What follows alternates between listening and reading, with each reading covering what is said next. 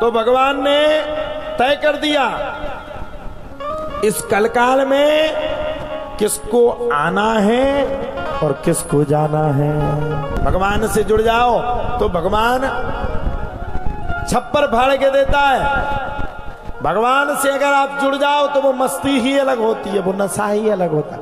तो देखो भगवान की मस्ती सस्ती नहीं है, और जिसने इस मस्ती को पा लिया उसकी इस बस्ती में सबसे ज्यादा चल जाएगी, वो संसार में आगे बढ़ जाएगा। भोले बाबा भगवान की मस्ती में बड़े मगन थे। भगवान की मस्ती में मगन होने के कारण भोले बाबा को जगाने के लिए सबरे देवता इकट्ठे होकर के चल पड़े। और जब तो भैया सबरे देवता इकट्ठे होकर के चल पड़े तो भोले बाबा को जगाने का प्रयास सबरे देवी देवताओं ने किया। अथाह प्रयास किया कि भोले बाबा उठ जाएं, लेकिन भोले बाबा नहीं उठे। नारद मुनि भी गए, उनने भी अपनी बीड़ा को बजाया। बीड़ा बजाते बजाते बजाते बजाते नारद मुनि थक गए, लेकिन भोले बाबा नहीं उठे। अब क्या किया जाए? भोले बाबा तो भोले बाबा, देखो भैया जब तक वो भोले हैं खूब सुना लो,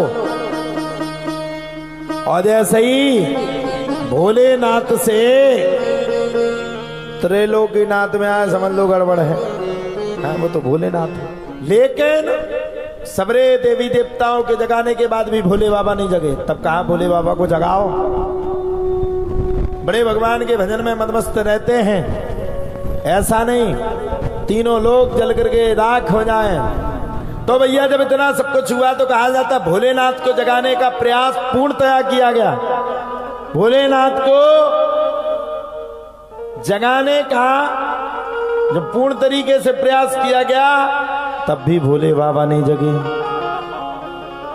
अब तो कामदेव ने इतना नृत्य करना शुरू कर दिया, इतना नृत्य करना शुरू कर दिया जिसकी कोई सीमा नहीं। अथाह नृत्य करने लगा। देखो संसार काम वासना का बड़ा पुजारी है, काम वासना में बड़ा इच्छित है। कामदेव ने खूब नृत्य करना शुरू कर दिया। और जब कामदेव ने, उसमें क्या है कैलकुलेटर लगेगा नहीं तो, कामदेव ने नृत्य करना शुरू किया, प्रारंभ किया, तो नृत्य करते करते करते करते करते करते करते करते कामदेव जी महाराज ने भोले बाबा की तपस्या को भंग कर दिया। यम वंदे देवमापतिं सुरगुरुं वंदे जगत कारणं वंदे पन्नगभूषणं मृगधरं वंदे पशूनां पतिं वंदे सूर्य शशांक वहिननयनं वंदे मुकुंद प्रियं वंदे भक्त जनाश्रयं च वरदं वंदे शिवम शंकरम। भोले बाबा को जगाना शुरू कर दिया। भोले बाबा को जगाते जगाते जगाते भोले बाबा की तपस्या भंग हो गई। और इतना क्रोध भोलेनाथ को आया, इतना क्रोध भोलेनाथ को आया कि क्रोध में आकर के भोलेनाथ ने तीसरे नेत्र को खोला और कामदेव को भस्म कर दिया। कामदेव की पत्नी रति दौड़ करके पहुंच गई, भोलेनाथ ये तो आपने बड़ा भयंकर अनर्थ कर दिया, मेरे खुद के पति को आपने मार डाला है भोलेनाथ। इतना अनर्थ तो मैंने अपने जीवन में नहीं देखा। मेरे पति का कसूर क्या था? भोलेनाथ ने कहा तेरे पति का कसूर क्या था? तेरे पति ने तो इतना कसूर किया जिसकी कोई सीमा नहीं। भक्ति करते करते करते मुझे भक्ति को भंग कर दिया। तब तो ब्रह्मा जी सामने आ गए, हे भोलेनाथ आपकी भक्ति को भंग नहीं किया, आपको जगाया गया है। बोले क्यों? बोले इसलिए जगाया गया है क्योंकि अगर आप ऐसे ही भक्ति करते रहते तो 2-4 घंटा में हम जल के भस्म हो जाते।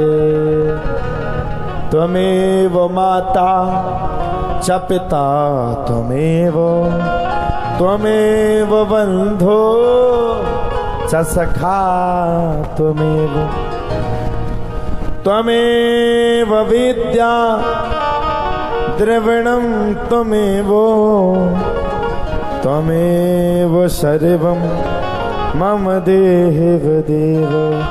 भोलेनाथ ने भगवान को जगाने का अथाह प्रयास किया, और जब भोलेनाथ ने भगवान को जगाने का अथाह प्रयास किया तो भोलेनाथ जग गए, और भोलेनाथ ने तीसरे नेत्र में कामदेव को नष्ट कर दिया। अब भोलेनाथ को भी अपने आप में बड़ा पछतावा हुआ। तब तो भोलेनाथ ने कह दिया, जाओ देवी रति, आगे चल करके यही होगा तुम्हारा पति। बोले कैसे? बोले भगवान श्री कृष्ण की पहली जो संतान होगी वही तेरा पति होगा। कृष्ण तनय हुई है पति तोरा, इसीलिए भगवान श्री कृष्ण की जो पहली संतान हुई, माता रुक्मणी के गर्भ से जो पहली संतान हुई, उसी का नाम प्रद्युम्न पड़ गया। अच्छा, प्रद्युम्न पड़ा तो सुखदेव बाबा से राजा परीक्षित ने फिर से पूछ लिया, बोले भगवान प्रद्युम्न पड़ा वो तो ठीक है, लेकिन इन प्रद्युम्न जी महाराज को उठा करके आखिरकार कौन ले गया? अरे बोले सम्रासुर नाम का राक्षस ले गया महाराज। क्यों ले गया सम्रासुर? अरे बोले भैया सम्रासुर नाम का राक्षस भी बड़ा पापी था, इतना पापी जिसकी कोई सीमा नहीं। 24 घंटा विद्रोहपन की वातावरण को स्वीकार करता था। तो एक दिन आकाशवाणी ने कह दी, हे सम्रासुर, तेरा अंत करने के लिए भगवान श्री कृष्ण की जो प्रथम संतान होगी वही तेरा काल होगी। और देखो मैया, सीधी सीधी तो बात है, काल को दुनिया डरता, मरना कोई नहीं चाहता है संसार में, सबरे बिल्कुल। हाँ, जित तो बुढ़ापो आए होते कई सजे, सबको लगेगा मरे ना, लेकिन एक ना एक दिन जाना पड़ेगा। अब सम्रासुर से भी कह दिया, भगवान श्री कृष्ण की जो पहली संतान होगी वही तेरा काल होगी। अब भैया काल को तो दुनिया डरती है। सम्रासुर नाम का राक्षस जैसे ही भगवान के पुत्र का जन्म हुआ, उठा करके ले गया और समुद्र में फेंक दिया। जैसे ही सम्रासुर ने भगवान को समुद्र में फेंका तो उन्हीं प्रद्युम्न जी महाराज को मछली ने निगल लिया, और उसी मछली को सम्रासुर नाम के राक्षस के मछुआरे ले आए, बीच में से फाड़ा,